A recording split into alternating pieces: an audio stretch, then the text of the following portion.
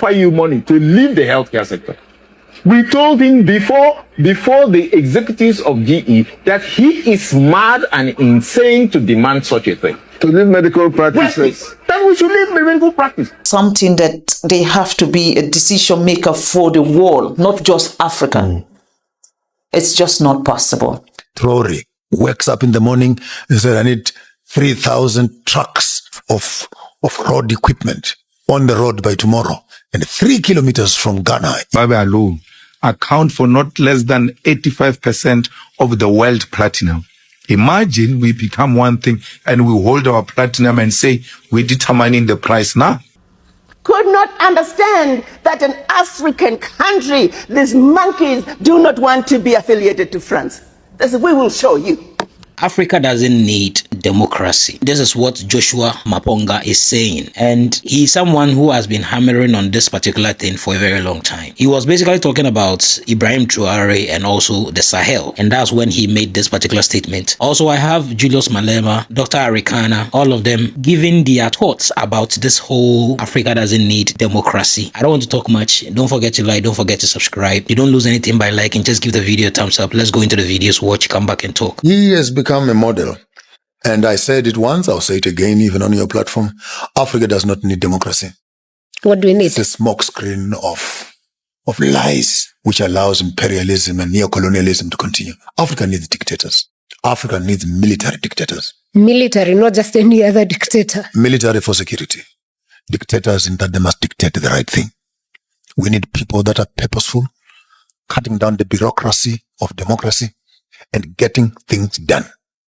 If you walk up into your parliament right now, you'll have papers the size of this room of good ideas that have never been implemented, roads that have never been finished, buildings and hospitals that have not been repaired, but budget approved and voted. It's in the pipeline. And in the midst of that pipeline, procurement, corruption, and preferential procurement, looting and stealing is happening. How does a minister walks into a government with 50,000 shillings become a millionaire in 2 years?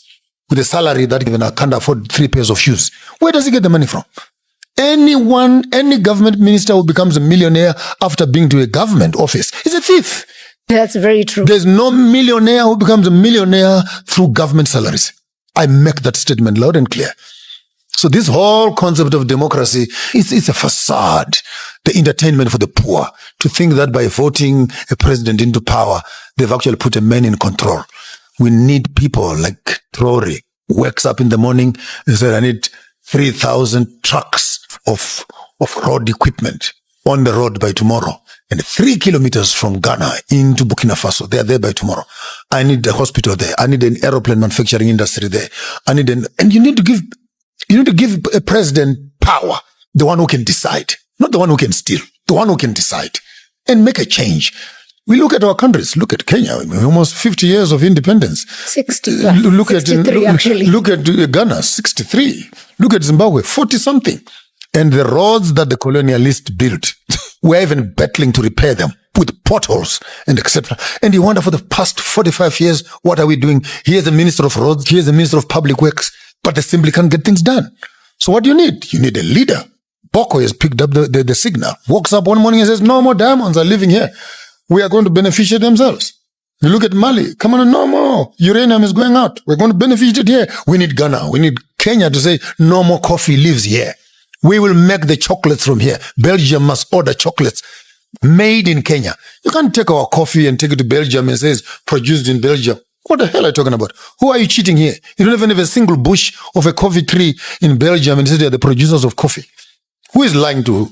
Britain cannot be the sole mother of determining the price of gold. You don't even have a quarry mine to bring me 2 or 3 dust of gold in your country.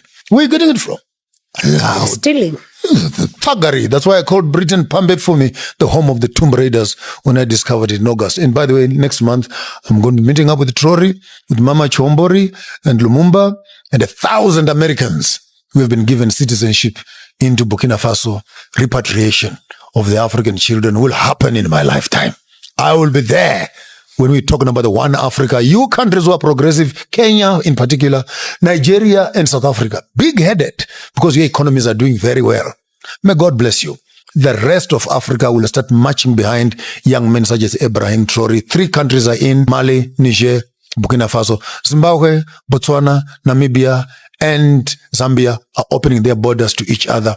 You, Kenya, Tanzania, and Uganda, I wish you can make this thing much more active. And if these 3 in the north, 4 in the south, 3 in the center, 4 plus 3 plus, we already have 13 countries that are already thinking in one space. This is where my head gets spinning. Why can't these presidents who are thinking in the same space call a conference together? Create a passport for us. Let's start moving with those that are moving. Those that are busy dragging their feet behind with French, with the Portuguese and around this agenda. We want a one Africa. 63 years later, still talking about a united Africa. The passports have been designed. They're there. The national anthem is there. The money has been designed. It's there. We lack the political power to implement these decisions. This is the bureaucracy that I'm talking about, which is a hamstring. And I hope the Gen Zs are listening to me. Don't just talk about African, Kenyan politics. You need to move your agenda beyond the borders of Kenya. Unfortunately, I was listening to you the other day. It feels bad that you are also now getting caught up in the South African mischief. The Luos and the Kikuyus, now even the Gen Zs are divided between the Luos. Back to this tribal nonsense. The same mess that Raila and Kenyatta were fighting for years before you were even born. It has now resurfaced even amongst the young people. I thought you were Gen Zs, you were progressive. You started together, same universities, sharing notes. But all of a sudden, when old gods with their old theories of tribal divisions come amongst you, the Luos are now on one side, the Maasais on the other side, the Kikuyus on the other side, the same devil that destroyed you has resurrected amongst yourselves. Wake up, Kenya! We are getting away. Wake up, Kenya! I'm not amongst you, but I'm with you. Yeah, thank you very much. So do you think... Regroup. You had a very good thing happening there. Yeah, regrouping for sure. I think Traore is becoming a threat to African leaders. He's not a threat. Most African leaders. He has become a model. And let me say this. Let me just sit up straight. Yes, please. Any African president who's coming into power in the next 3 to 4 to 5 years, I'm here with all our social media footprint and influence. Yeah. Tell me the one you want to become president. We will give them the agenda of the items we want them to attend to. We will not be recycling these old bags and old sacks of political thugs who go to parliament to sleep and fart in parliament. No. We need a new breed of thinkers who are only not looking for food and cannot see beyond their nose. We have an agenda to achieve the Africa that we need for all of us. Therefore, we need to start looking at Traore as a model through which any African leader who is coming in power.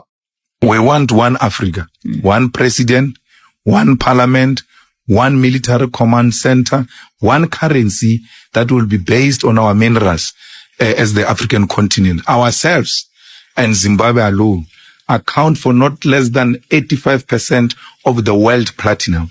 Imagine we become one thing and we hold our platinum and say we're determining the price now, like they do with the oil, those who have the oils, the Arabs and all of that.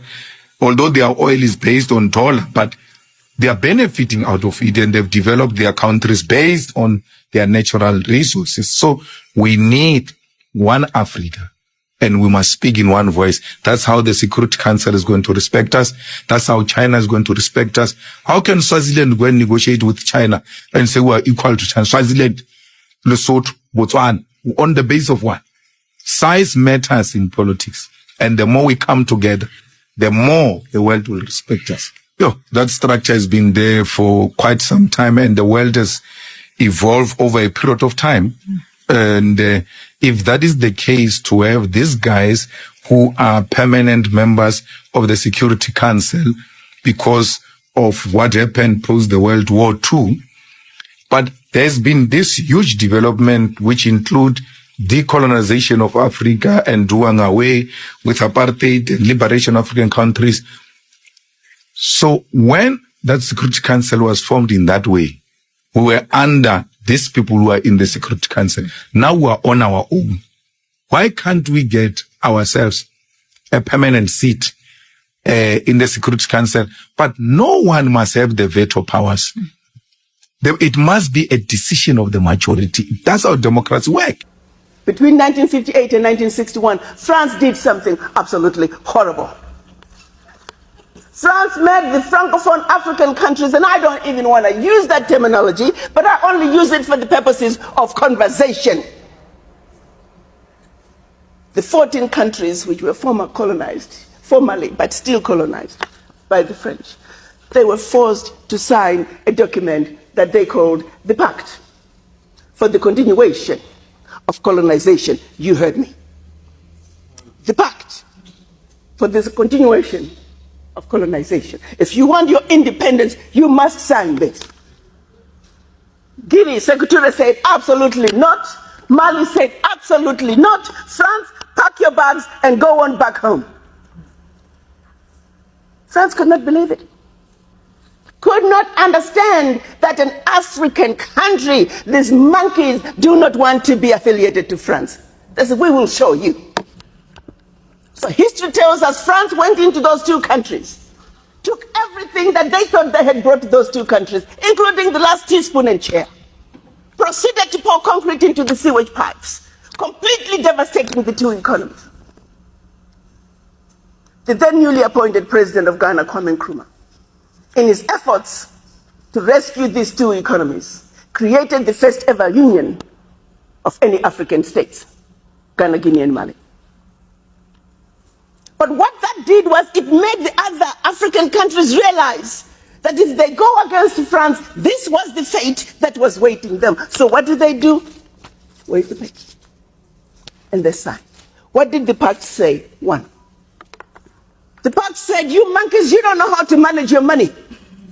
So you shall deposit 85% of your bank reserves with the French Central Bank under the control of the French Minister of Finance. And that France is going to take your deposits from the individual countries, pull them together, invest them in the French stock market under the French name. And you, monkeys, you may or may not know the returns. Latest figures are showing this is still going on since 1958. France today is collecting out of Africa over $500 billion before investing. And when they finish investing this money, for every 14 billion out of Africa, they're recognizing over 300 billion. Now do the math. So when it's actually said and done, France is taking out of Africa trillions of dollars every year, and we, the poor Africans, are gladly giving it to France.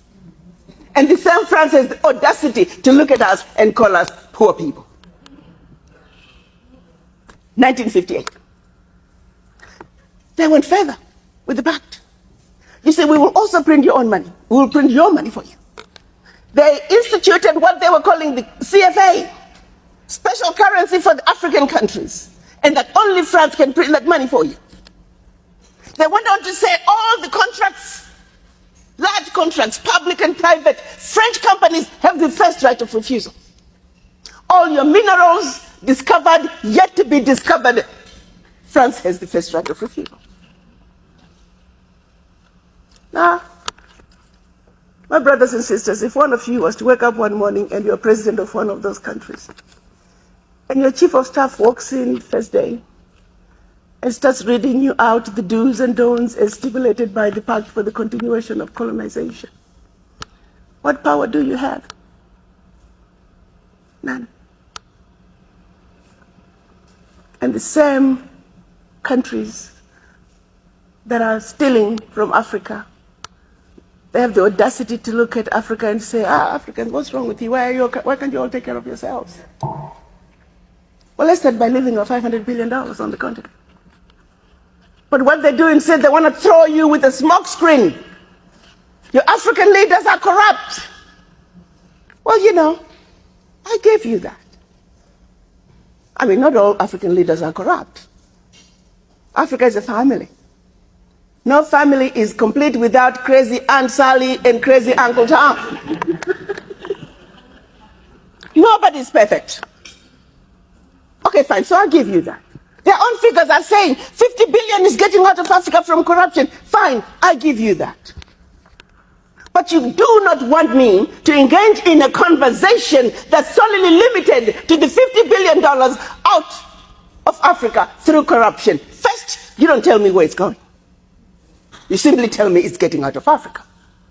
But secondly, there's a bigger thief. You got two thieves, one with a briefcase with 50 billion and the other thief with a briefcase with 500 billion. I am a smart woman. You want me to ignore the one with 500 billion and put all my energies on a suitcase with 50? And by the time the one with 500 billion is done investing, we are talking trillions. Now, do you see how quickly the funds out of Africa from corruption become the larger chunk under the table? And they want you to stay under the table. So you never have to talk about what is on the table. We must wake up, Africans. We must think about our situations. How did we get here? One of the most serious issues I have with the United Nations is the fact that Africa is not part of the Security Council. We're talking about 54 countries. A whole continent does not have one person representing Africa when it comes to decision making at the Security Council. You know, every time an African come forward for something, that they have to be a decision maker for the world, not just Africa. It's just not possible. I understand. So what can I say? There must be a prescription somewhere that says, Africa, you are not good enough. The UN should see Africa as partners. And the United Nations, definitely, you cannot have 7 countries vetoing everything. When it comes to Africa issue, it is those 7 countries. Who are the countries that are actually exploiting Africa? They're the ones who have the veto power to make decision on anything that has to do with Africa. So for me, I think that is wrong.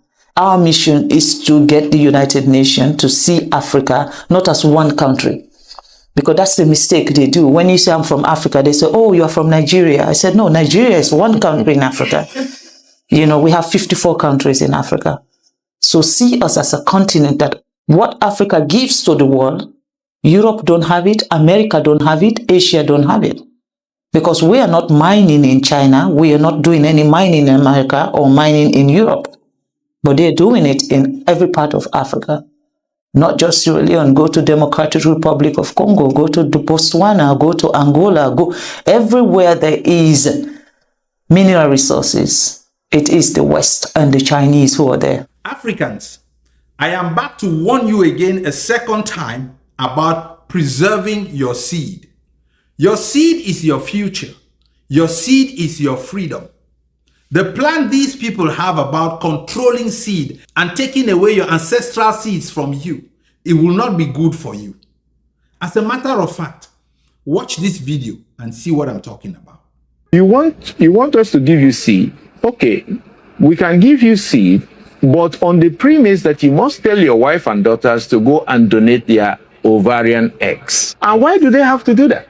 They have to do that because the Western countries need these ovarian eggs for cloning. And when he called us, and I must say, I was physically present when Bill Gates called us through the General Electric, who he awarded the contract to build 260 hospitals in Nigeria. So that it will be at these his hospitals they will be harvesting these organs and harvesting these eggs. So he will now take us out of the health sector. He invited the leaders in the private health sector and said, okay, look, I'm ready to offer you money to leave the healthcare sector. We told him before the executives of GE that he is mad and insane to demand such a thing. To leave medical practices. Then we should leave medical practice. And then he will pay us. No matter the amount of dollars we ask for. So we said, you are mad. We are not going to do that, and to hell with you. Is that really? We told him off before the executives of, I was personally present. The lab people, the president and secretaries of the lab, National Organization of the Laboratory Scientists was there. The president and secretary of the community pharmacists was there. And we told him to his face, to his presence because they were talking on, it was a telecom conference, and then the executives of General Electric were there at the headquarters in Abuja. So we told him off that you cannot do that even with all your money and all your thing. It's not going to be possible. And he told us they have already taken off the whole government hospitals. They bought the federal medical centers. They bought the university chain hospitals. What you just heard is not AI. This is someone who was part of a meeting. He's an African and he heard what was being discussed. So their plan is to take away seeds from us.